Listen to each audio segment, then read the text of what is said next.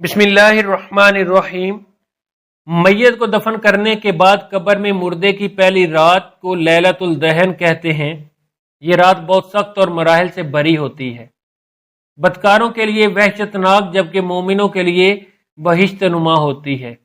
آج ایک لمبی تفصیل اور متفقہ حدیث پیش کریں گے جس میں قبر میں نیک اور بدکار انسانوں سے سوال و جواب اور میت کی قبر میں پہلی رات کا تفصیلی طور پر ہمارے پیارے نبی صلی اللہ علیہ وآلہ وسلم نے ذکر فرمایا ہے۔ موت کے پہلے کچھ گھنٹے اور پہلے دن روح برزخ کے علاوہ اس مادی بدن کے ساتھ ساتھ رہتی ہے، کیونکہ دنیا میں روح کو اس مادی بدن سے انس و محبت تھی، اس لیے اب وہ اس بدن پر خاص توجہ رکھتی ہے اور اس کے ساتھ رشتہ اور رابطہ برقرار رکھنا چاہتی ہے۔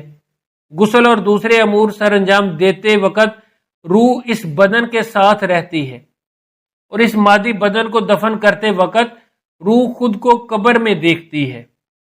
جو ہی میت کو قبر میں رکھا جاتا ہے اس وقت اس کی قبر کی پہلی رات کا آغاز ہوتا ہے اور بہت ہی سخت رات ہوتی ہے جسے میت تجربہ کرتی ہے اور اس سے کوئی چھٹکارا نہیں ہے۔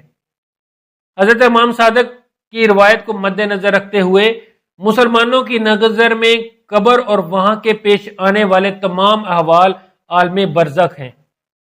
اس نظریے کے مطابق قبر میں داخل ہونا اور قبر کی پہلی رات موت کے آغاز سے ہی شروع ہو جاتی ہے، بدن کے دفن ہونے سے کوئی تعلق نہیں ہے۔ اب جن لوگوں کے جسم دفن نہیں ہوتے یعنی آگ میں جل جاتے ہیں یا پانی میں ڈوب جاتے ہیں تو ان کی پہلی رات کیسے گزرے گی؟ اس بارے میں امام طبری بیان کرتے ہیں کہ حضرت امام حسن عسکری کے پاس ایک شخص آیا اور پوچھنے لگا، جو لوگ جل جاتے ہیں یا پانی میں ڈوب جاتے ہیں ان کے جسم دفن نہیں کیے جا سکتے، تو پھر ان کی قبر کی رات کیسی ہوگی؟ آپ نے فرمایا، مرنے کے بعد کی حالت کا نام قبر ہے، چاہے مرنے والا جل جائے، دریا میں غرق ہو جائے، کوئی شیر وغیرہ نگل جائے، اس قبر کی کیفیت عذاب و انعام کی کیفیت ہمیں نہیں بتائی گئی، بس جس قدر ہمیں بتایا گیا ہے، اس لیے قبر کی نعمتیں یا تکلیفیں کیسے ملیں گی اس کے بارے میں سوال بے سود ہے۔ سمجھنے کے لیے اتنا ہی کافی ہے کہ رات میں جب ہم خواب دیکھتے ہیں تو اس میں ہم کہیں جا رہے ہیں، کسی سے بات چیت کر رہے ہیں، تو جسم ہمارا ہمارے بستر پر ہوتا ہے اور روح کا تعلق ٹہلنے کسی سے بات چیت کرنے سے ہوتا ہے۔ اسی طرح روح جو علیین میں چلی جاتی ہے اور جسم قبر میں رہتا ہے تو ان دنوں کا لگاؤ اسی خواب کی طرح ہوتا ہے۔ جسم کہاں ہوتا ہے وہ اللہ ہی کو معلوم ہے۔ اب بات کرتے ہیں قبر کی پہلی رات کیسی ہوگی۔ حضرت برا بن عازب رضی اللہ تعالیٰ عنہ بیان کرتے ہیں کہ ہم حضور پاک صلی اللہ علیہ وآلہ وسلم کے ساتھ ایک انصار کے پاس جنازے میں شریک ہوئے۔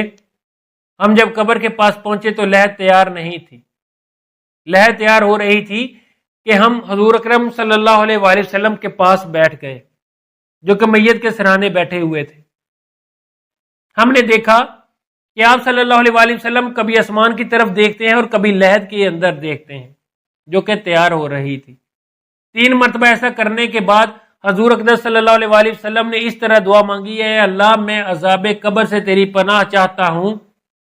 پھر آپ صلی اللہ علیہ وآلہ وسلم نے ارشاد فرمایا، بندہ مومن جب دنیا کی طرف سے رابطہ توڑ کے آخرت کی طرف متوجہ ہوتا ہے، یعنی جب اس کی موت کا وقت آتا ہے، تو سورج کی طرح چمکتے چمکتے سفید چہروں والے فرشتے جنتی خوشبودار جنتی کفن لے کر اس کے پاس آتے ہیں، حتیٰ کہ وہ حد نظر تک اس کے سامنے بیٹھ جاتے ہیں۔ پھر ملک الموت تشریف لاتے ہیں حتیٰ کہ وہ اس کے سر کے پاس بیٹھ جاتے ہیں اور کہتے ہیں، پاکیزہ روح اللہ کی مغفرت اور اس کی رضا کی طرف چل۔ وہ روح ایسے نکلتی ہے جیسے مشکیزے سے پانی کا قطرہ بالکل غیر محسوس طریقے سے اس کی روح نکال لی جاتی ہے۔ جب ملک الموت اس کی روح نکالتے ہیں تو باقی فرشتے اسے آنکھ جھپکنے کے برابر بھی اسے ملک الموت کے پاس نہیں رہنے دیتے، بلکہ اسے فوراً اس کے کفن اور خوشبو میں لپیٹ لیتے ہیں جو جنت سے لائی ہوتی ہے۔ پھر اس کی روح کو لے کر بلند ہو جاتے ہیں اور فرشتوں کی جس جماعت کے پاس سے وہ گزرتے ہیں تو فرشتے پوچھتے ہیں کہ یہ کیسی خوشبو ہے، تو وہ اس کے دنیا کے ناموں میں سے بہترین نام لے کر بتاتے ہیں، یہ فلاں بن فلاں کی روح ہے، حتیٰ کہ وہ اسے آسمانوں پر لے جاتے ہیں اور اس لیے دروازے کھولنے کی اجازت طلب کرتے ہیں۔ تو آسمانوں کے جو دروازے ہیں ان کے لیے کھول دیے جاتے ہیں۔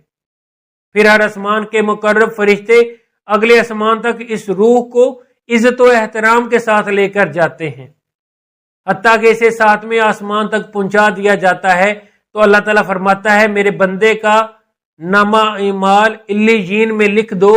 علیین اور سجین یہ دو مقامات ہیں، ایمان والوں کی روحیں جو علیین میں ان کا نامہ اعمال لکھ دیا جاتا ہے، جو منافقین ہیں مجرم ہیں سجین میں لکھ دیا جاتا ہے۔ سورۃ المطففین سورت نمبر 83 پارہ نمبر 30 کے اندر، اور اسے واپس دنیا کی طرف لے جاؤ، میں نے انہیں اسی دنیا میں پیدا کیا اور اسی میں نہیں لوٹاؤں گا، اور پھر دوبارہ اسی سے نکالوں گا۔ پھر اس کی روح اس کے جسم کی طرف لوٹا دی جاتی ہے، لیکن یہ لوٹانا دنیا کا لوٹانا نہیں ہوگا، یعنی وہ لوٹنے کے بعد بھی یہ بات نہیں ہے کہ قبر میں بیٹھ جائے گا ہمیں نظر آئے گا، یہ سب کچھ برزخی معاملات ہوں گے۔ آیت نمبر 42 کے تحت نیند کی حالت میں بھی انسان کی روح قبض ہوتی ہے، لیکن اس کو چٹکی کاٹیں تو وہ جاگ جاتا ہے، روح کا تعلق بھی رہتا ہے۔ اس حالت میں بالکل اس طریقے سے یہ مختلف لائف ہے۔ برزخ کی طرف پھر دو فرشتے اس کے پاس آتے ہیں جو اس کی قبر میں اسے بٹھا کر پہلا سوال کرتے ہیں تیرا رب کون ہے؟ من ربو کا، وہ کہتا ہے ربی اللہ، میرا رب اللہ ہے۔ دوسرا سوال پوچھتے ہیں تیرا دین کیا ہے؟ ماں دینوں کا، تیرا دین کیا ہے؟ وہ کہتا ہے میرا دین اسلام ہے۔ پھر پوچھتے ہیں وہ آدمی جو تم میں مبعوث کیے گئے وہ کون ہے؟ تو وہ کہتا ہے وہ اللہ کے رسول محمد صلی اللہ علیہ وآلہ وسلم ہے۔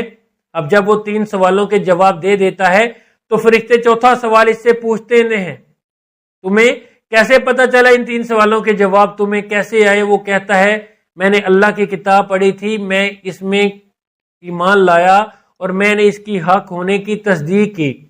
پھر آسمان سے آواز آتی ہے میرے بندے نے سچ کہا، اس کے لیے جنتی بچھونا بچھاؤ، اسے جنتی لباس پہناؤ، اس کے لیے جنت کی طرف سے دروازے کھول دو۔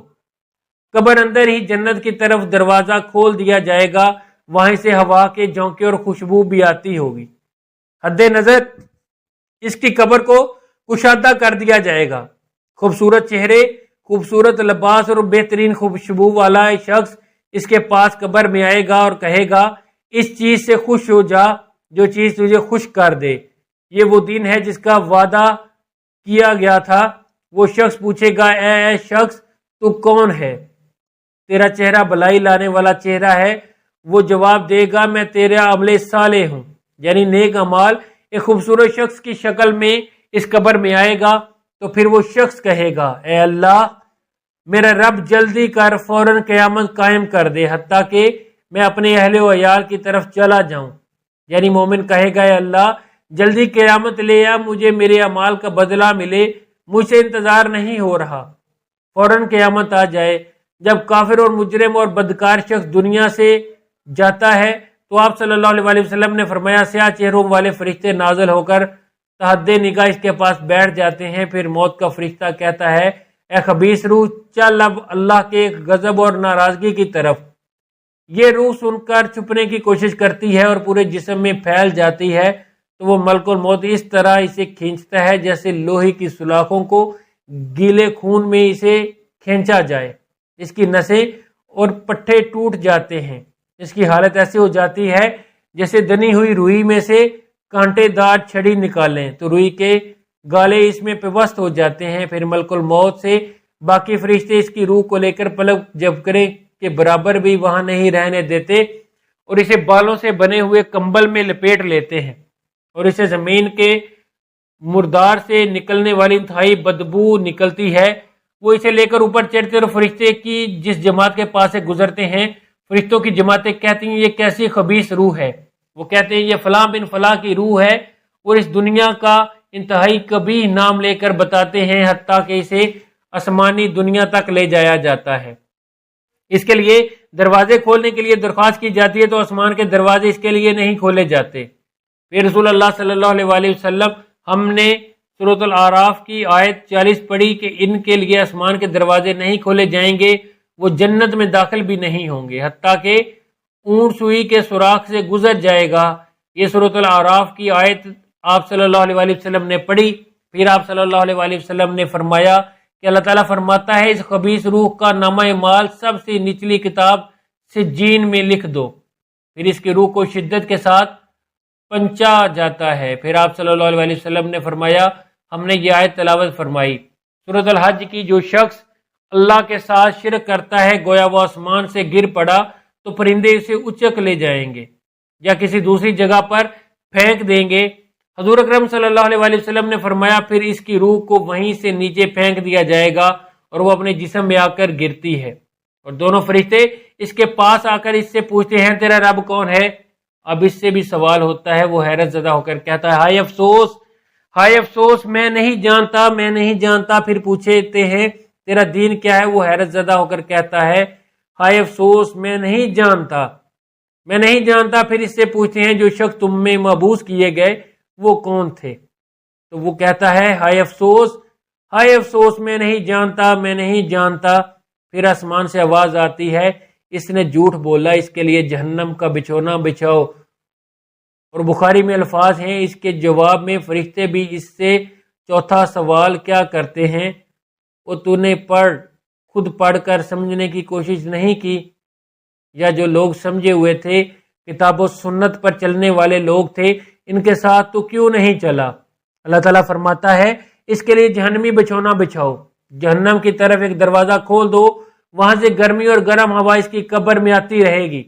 اس کی قبر کو اس قدر تنگ کر دیا جائے گا کہ اس کی پسلیاں ایک دوسرے کے اندر داخل ہو جائیں گی، اور ایک قبیحہ چہرے والا شخص قبیحہ لباس میں، انتہائی بدبودار لباس میں اس کے پاس آئے گا اور اسے کہے گا، تمہیں ایسی چیزوں کی بشارت ہو جو تمہیں غم زدہ کر دیں گی، یہ تیرا وہ دن ہے جس کا تجھ سے وعدہ کیا تھا۔ وہ پوچھے گا، تو کون ہے؟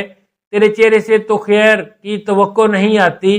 وہ جواب دے گا، میں تیرا خبیث عمل ہوں جو دنیا میں تو کرتا پھرتا تھا۔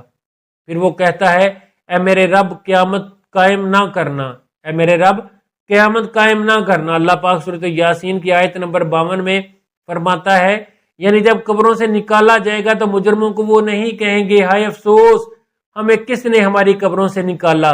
تو اللہ تعالیٰ کیا فرماتا ہے، یہی ہے جس کا وعدہ رحمان نے کیا تھا اور رسولوں نے سچ کہا تھا۔ ناظرین، اللہ تعالیٰ کے 99 ناموں سے ایک نام ضرور ٹائپ